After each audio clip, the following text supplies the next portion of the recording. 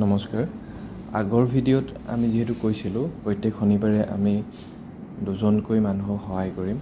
আজি এগৰাকী যুৱতী আহিছিলে, তেওঁৰ মাইগ্ৰেইন আছিলে আৰু এষ্টিগমেটিজম থকাৰ বাবে সঘনাই মূৰ বিষ হৈ আছিলে।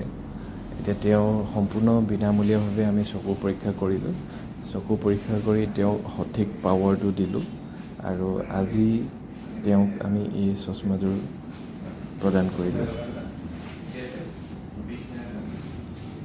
আৰু চশমা দিয়াৰ পাছত আমি চেক কৰিলোঁ চব ঠিকেই আছেনে, তেওঁ কমফৰ্টেবল হৈছেনে চশমাযোৰ পিন্ধি, সেই গোটেইবিলাক ভালদৰে আমি চালোঁ।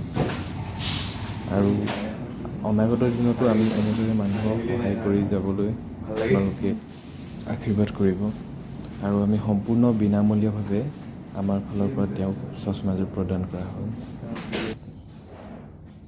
আগলৈও আমি তেনেকৈ সহায় কৰি থকাৰ প্ৰতিশ্ৰুতি দিছোঁ প্ৰত্যেক শনিবাৰে নাজিৰা দা অপ্টিকেল এণ্ড আই ক্লিনিকত। ধন্যবাদ।